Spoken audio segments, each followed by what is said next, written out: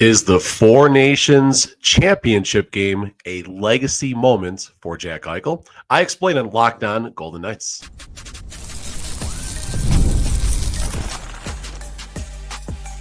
You're Locked On Golden Knights, your daily podcast on the Vegas Golden Knights, part of the Locked On Podcast Network, your team every day. Good morning, everybody. Chris Golick here, owner of Silver State Cards and Sports, and also the collectibles editor for the Hockey News. We're going to start with a Seven Dwarfs reference. This morning, I'm going to be sneezy. I'm always grumpy, but I'm definitely going to be sneezy today. So if I got to do a couple things while the show's going on, just bear with me. We're going to get through it. And speaking of Seven Dwarfs, Tony Cordasco, I think, is going to be the role of Sleepy today. So we'll see if Tony can jump on later in the show. On today's show, I'll give you a practice update from the Golden Knights Wednesday practice, and then I'll give you my locks and props to check out for the Four Nations chip. First up, so much to unpack for the Four Nations Championship game tonight, USA-Canada in Boston. I'll admit, I was grumpy reference coming right away. I was grumpy about the Four Nations. I wasn't digging it. I made my point known about the injury drama. I was right about some of that, to be fair. But my point's been made about the injury risk and everything. I didn't know what the quality of play was going to be like. All that's out the window. It's a great tournament, fun to watch. All roads led to USA and Canada facing off in Boston tonight. So cannot wait to unpack this one. So much drama, starting with Quinn Hughes. Armageddon, Steve Buscemi, when he's having his space dementia. I don't know if that's a real thing. Are we staying? Are we going? Are we staying? Are we going? Insert Quinn Hughes reference right here. Mike Sullivan, coach of Team USA, states, Quinn Hughes is on his way. The Vancouver Canucks never got that memo, guys. The Vancouver Canucks allegedly blocked Quinn Hughes from going to Vancouver. He was not medically cleared. Let's make sure we put this the right way. Not medically cleared.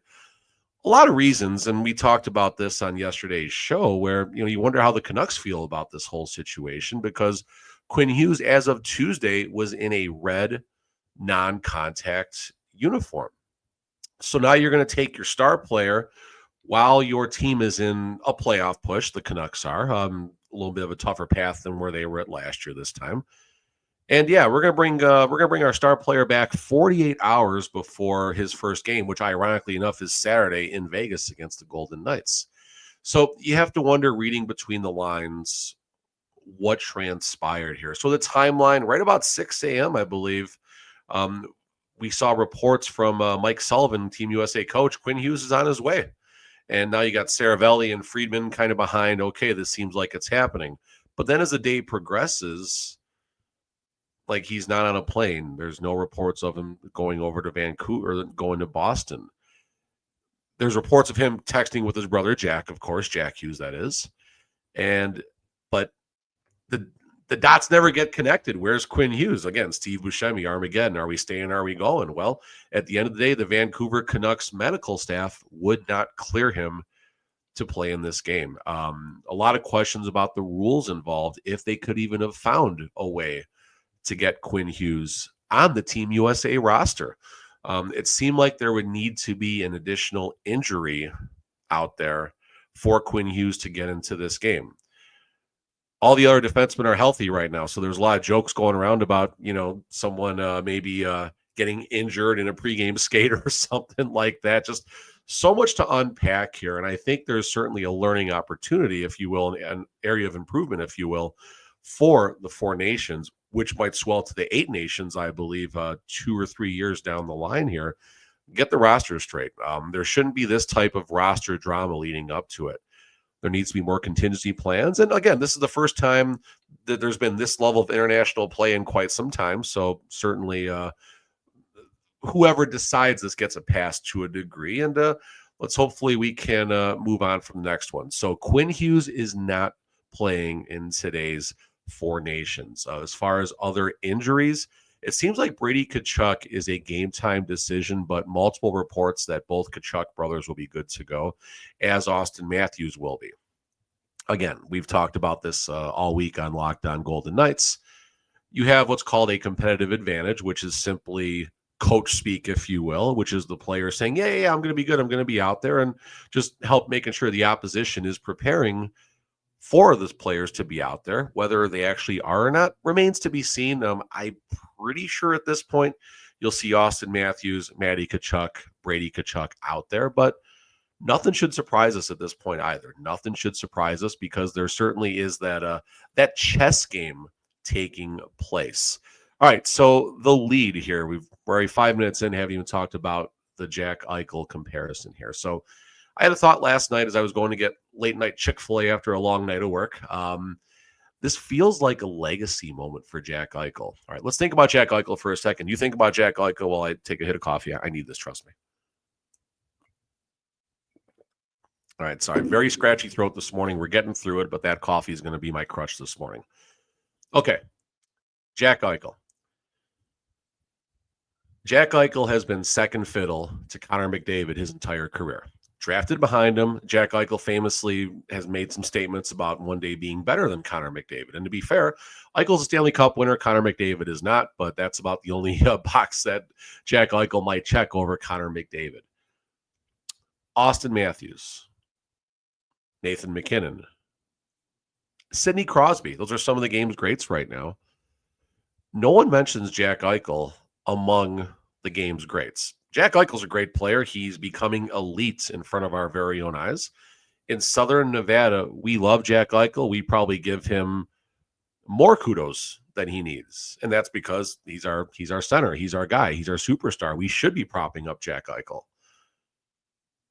But the rest of the National Hockey League doesn't look at Eichel to be that person. They don't know about the human that Jack Eichel is. Number one, he's great in our community. We know all the great things he does.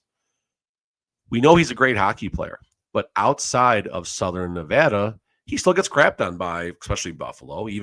Is Buffalo even rooting for Jack Eichel on this glorious day? Who knows? We'll see about that.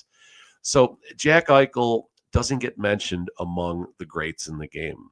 What if Jack Eichel were to lead Team USA, let's say a 3-2 victory? More on my locks and predictions later, of course. But let's say Jack Eichel scores 2 goals, including the game winner, and a 3-2 winning effort over Team Canada. That's a legacy moment right there. And not just for Jack Eichel, to be fair. There's other players that can certainly see their personal brand go up. But Jack Eichel, of course, that's locally what matters to us. I mean, Noah Hannafin, I guess, if he were to do something crazy. But this really is a chance for Jack Eichel to cement himself among the current greats of the game. I know some people, especially if there's people outside of Vegas that are watching this, they're scratching their head. It seems like Jack Eichel is right at the Austin Matthews level right now. I'll take his two-way ability over Austin Matthews. I'll take his health and reliability over Austin Matthews at this stage of both their respective careers. Of course, Nathan MacKinnon, that's a different conversation. Of course, Connor McDavid, that's a different conversation. But again, the one thing that Jack Eichel has as of February 20th, 2025, Jack Eichel is a Stanley Cup winner. Connor McDavid is a Game 7 Stanley Cup loser. I know he's not a loser. He lost Game 7 of a Stanley Cup. So on the flip side, we're talking about Eichel's legacy. This is also a legacy builder for Connor McDavid, right? This is the first time McDavid has been able to play at this international level, this high of a level in his entire career. McDavid did recently. I mean, we're only talking, 8 months ago, 9 months ago, however long last June was. Connor McDavid, we saw on that, I think it was the Amazon documentary, crying after losing Game 7. I'm not knocking Connor McDavid one bit. We just know how much that game meant to him. What I am saying is this is a chance for McDavid to erase just a portion of that Game 7 loss from his memory bank with a big moment. So while it's not McDavid versus Eichel, it's not Eichel versus MacKinnon, it's not Crosby versus Eichel, it's not Hannafin versus Cale Makar, there are certainly personal legacies on the line in this game, and I cannot wait to see how that storyline plays out among the physicality, the fights. I mean, already coming up on 10 minutes on this first segment. I can go 19 minutes on this segment and 30 seconds on the VGK practice. I'll probably do that for a little bit. Mark Stone had some good sound bites last night that came out, talking about Sidney Crosby as a captain and just what he's learned and everything and the way he go about his business.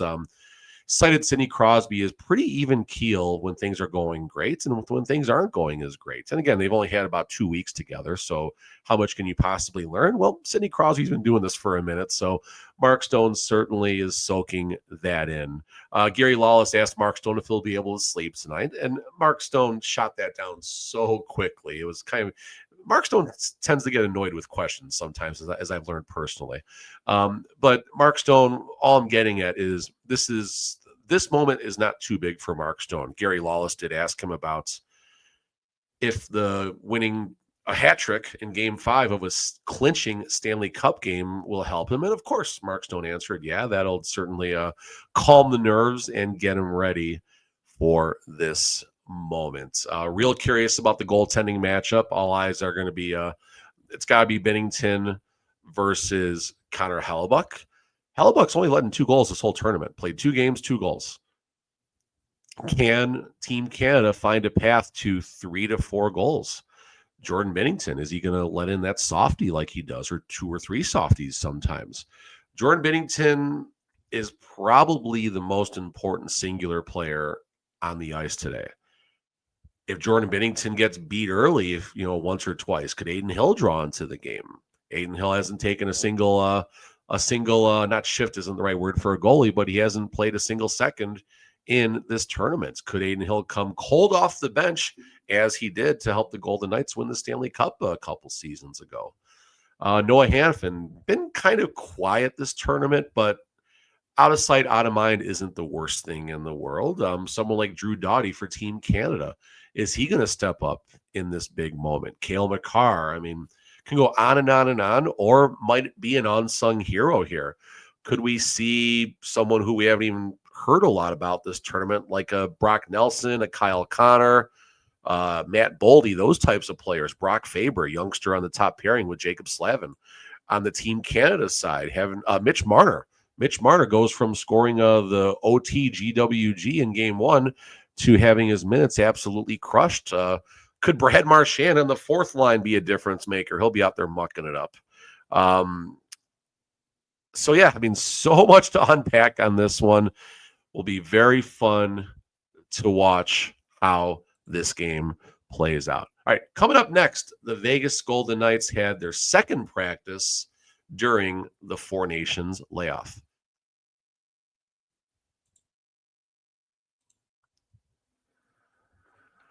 Looking for a snack that's both delicious and nutritious? Crack into a good source of protein with Wonderful Pistachios. Wonderful Pistachios is one of the highest protein nuts. Each 1 ounce serving has 6 grams of protein, giving you over 10% of your daily value. Plus, they're packed with fiber and better for you unsaturated fats to help keep you feeling fuller longer. Personally, I love the no shells variety. Don't make a mess that way. It's the perfect grab and go snack for busy days, whether I'm snacking at my desk, on a road trip, or just need a quick protein boost. They're always my go-to. If you love cracking open every shell for that satisfying crunch, the in-shell options are a classic favorite. The satisfying crack of opening each shell, it's like snack meditation. Whether you're running between meetings, dropping off the kids, Wonderful Pistachios are the snack that works as hard as you do. Get snacking and get cracking with the snack that packs a protein punch. Visit wonderfulpistachios.com to learn more.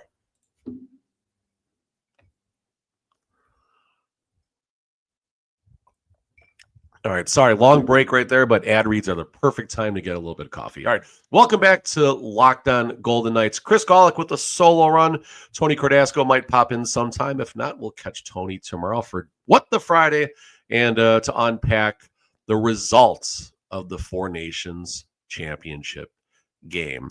All right, you got some VGK news and notes to pass along. VGK was back on the ice, and Caden Korzak had an interview with Ashley Weiss that might kind of connect some dots as to who might get the first look, if you will, coming off the bench to, of course, replace Shea Theodore on that pairing with Braden McNabb.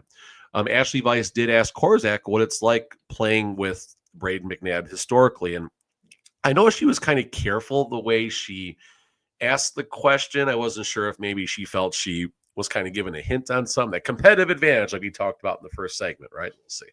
And Braden McNabb talked about how responsible Caden Korzak talked about how responsible Braden McNabb is as a D partner. And listen, I've said this, I think last week on the show or earlier this week. Braden McNabb is the best pure defenseman on the VGK roster. I would, without having any evidence and news and stats in front of me, I would put Braden McNabb in maybe somewhere in the top 20 as the best pure defenseman. Again, pure defenseman. I'm not talking an Adam Fox who's going to go up and down, or a McCarr and stuff like that.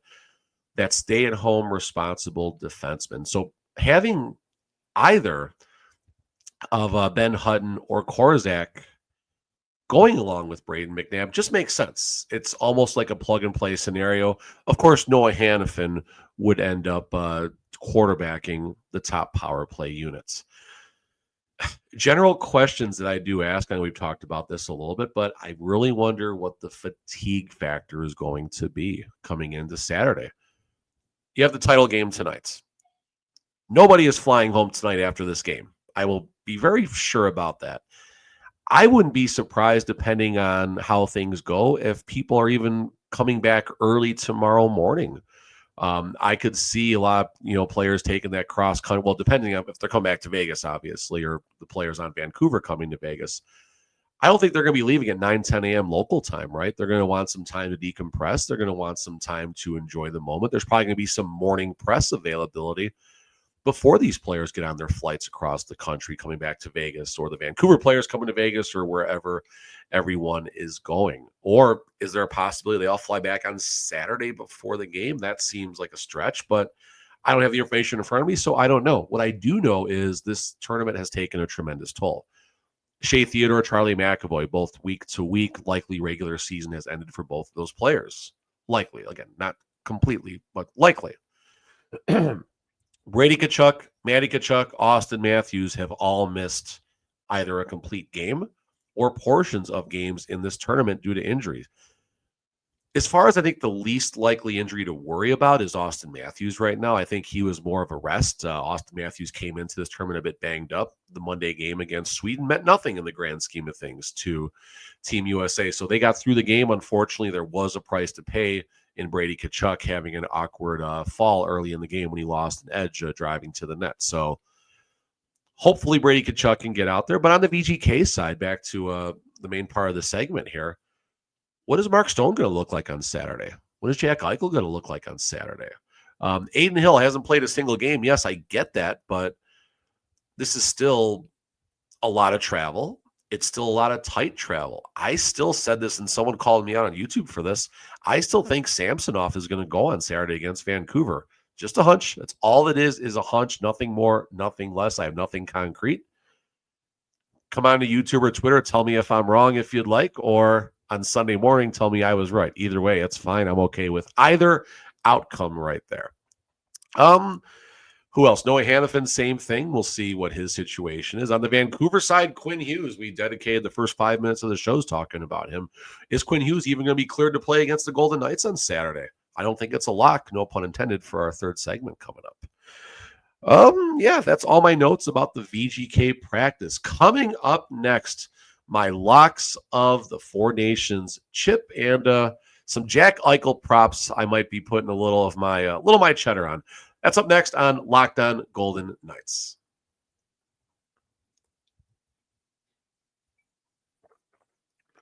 Welcome back, everybody. Chris Golick, Locked On Golden Knights here. Tony Cordasco is not with us for today's episode. We expect him back for tomorrow for our weekly feature, What the Friday. And we didn't have a What the Friday last week. I think I did last Friday's show solo, so we should have a lot to unpack for What the Friday as we have an eye on the VGK schedule resuming on Saturday, and of course, unwrapping, recapping, whatever terminology you want to use for the Four Nations face-off. All right, let's get some predictions out there. I got my Canada jersey on today. My son has the same jersey. He wears this to practice. I had to wear this is more for my business. I'm not doing this to troll Team USA or troll people, although everyone's going to think I'm trolling. I'm really not. Just, I think Team Canada is going to win today, so I felt like this is the jersey to wear. So, no Quinn Hughes. I just don't see Team Canada being held down. I don't. Maybe I'm wrong, so be it. But Sidney Crosby has been an absolute gem to watch in this tournament. McDavid had a fabulous kind of end-to-end cut between all the players on the ice type of goal. You got McKinnon. You got McCarr. Binnington is the big question as far as inside the net goes, but Binnington has this weird kind of psychotic ability, if you will, to just get locked in and be incredibly tough to beat. If this was a 7-game series, I think Team USA would win 4-2, 4-3, 9 times out of 10 if you were to run this back a bunch of times. But this is one game. This is one game. This is one moment. I just look at that Canada roster, and I don't see that Canada roster losing this game. If they're going to lose it, it's going to be on Binnington. Or we can even put that more on what Armstrong, I believe, the Blues GM, who was the architect, so to speak, of this roster, along with John Cooper, Pete DeBoer, and of course, locally, Coach Cassidy for their goaltending decisions. A lot of great goalies were left off, not just the one who I'm not even going to say his name today because I don't want you guys getting all pissed off at me. But there were a few other goalies that were question marks who were not on this roster. And another question, even forgetting about the goalies who were left off the roster, but Aiden Hill not getting presumably a single rep in any of the games. That'll be a question if Team Canada loses this game. On the USA side, Hellebuck. Can Hellebuck be solved? Only 1 goal apiece in his first 2 starts. This is going to be a 1-0 game. My official prediction tonight is going to be 4-3 Canada overtime. Now, the overtime rules, I believe they do 5-on-5, 20 minutes. I don't think there's anything. I don't think they do any 3-on-3 crap. I don't think it's a skill. There's no skills competition. I think they go traditional NHL playoff overtime until there's a winner. And again, we talked about in the first 2 segments about taking a toll coming back to NHL play, which I don't know.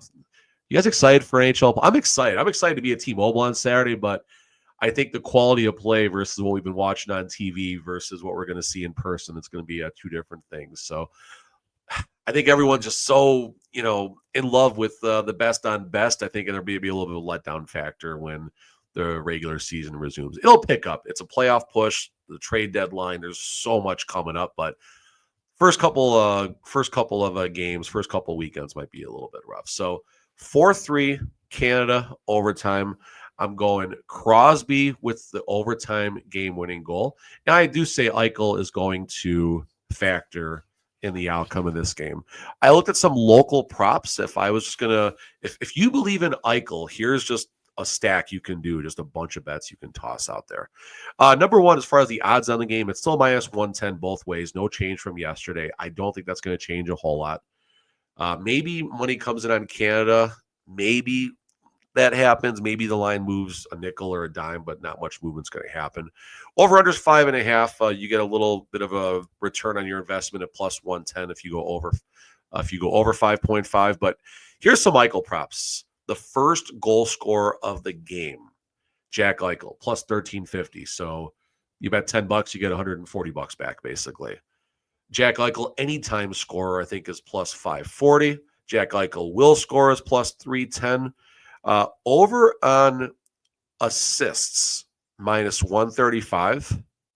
And that's a half an assist. So if Eichel gets 1 assist, he's got 4 so far. But if he gets 1 assist, you'd win that bet.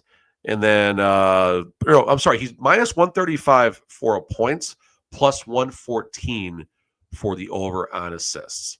So if you bet both those props, he gets the assist, you're good. If he only scores a goal, doesn't get an assist, you bet both ways, and you're safe. So whatever your pleasure is on that one right there. Eichel over 2.5 shots. I didn't write down what the stats were or what the odds were, or my handwriting is just really, really bad. Eichel over 2.5 shots is probably -130 or something like that. As far as other things I'm interested to see, so news came out about the viewership for the USA-Canada game that took place on Saturday. Collectively in North America, it hit around 10 million. How much of that because it's a Saturday night game versus a Thursday night game? I don't know if this game will be more watched or less watched or right around the same, but let's just call it 10 million, which is pretty spectacular. I think John Cooper said this is the best thing for the game of hockey in quite some time. Watching local news this morning, they're even having an up and back about it, but a genuine up and back. Like, it's not reading off the teleprompter. It's just a genuine up and back that there is interest in this game for people who normally don't watch hockey. In my personal business, when I'm selling hockey cards, yes, I have a hockey market. People eat, live, sleep, and you know what, hockey. But this has even gone to a higher level. And maybe it's because there is no NHL happening right now. And everyone is just so concentrated on the four nations. But this is being talked about not just locally, but probably globally as well. And you look down the line when more nations are going to be added. You look down the line for Olympic play and everything. And it's exciting. I still stand by I'm still going to be a little grumpy. I'm still going to be grumpy dwarf. I still say don't do this during the regular season. And I don't want to be right on this. But let's just go doom and gloom for a second here. If McKinnon, if Crosby, if McDavid, if Austin Matthews, if Jack Eichel were to suffer a catastrophic injury along the lines of what's happened to McAvoy and Shea Theodore, I think that would change the tune from a lot of people. But it's easy for teams who aren't watching their players get hurt to say, yeah, this is the best thing in the world for hockey. I'm with you. It's awesome. It's fun to watch. I've enjoyed every second of it. I want to be completely clear. I've enjoyed this tournament so much more than I thought I would. I probably wasted a lot of y'all's time. I almost said a bad word, but you know what, and moaning about the tournament. There you go. You know what, and moaning about this tournament. I guess I'm sorry for that. But in the same breath, I will stick to my concern for the injury risk and the fatigue factor when the players come back. But exciting game. I'm rambling. I think that means I got to the 27-minute marker, which is where we need to be. So I think we're going to put a bow on a solo edition of Locked On Golden Knights. Make sure you check out our Friday show. We'll have our feature, What the Friday. And, of course, we'll unpack news and notes from VGK's Thursday practice. But more importantly, it will be all things Four Nations title game, and we'll preview as well. We got a game preview. This is awesome. We'll preview the Golden Knights Vancouver Canucks game on Saturday. Sometimes we'll get the Chris and Chris show going, whether it's me and my son Chris or me and Chris Condos, but we'll see if we can fire that thing up. Please make sure to like, comment, subscribe if you check this out on YouTube. That certainly helps us out. Make sure you're catching us anywhere you get your podcasts on audio. Super thankful for all the everydayers who tune in this show. And again, whether you enjoy the show and think we're right, or whether you comment to tell us how wrong we are at times, and a lot of you do, thank you equally to everybody for taking a moment out of your day to watch the show and tell us your thoughts on it. We do appreciate it, good, bad, or otherwise. It's the fact that you take a moment to even acknowledge us. That's appreciated. Of course, you're watching. It's helping us get a couple views and maybe buy me a coffee every now and then. So thank you so much. I'm Chris Golick with Locked On Golden Knights. Take care. Have a good day. Enjoy the Four Nations chip tonight.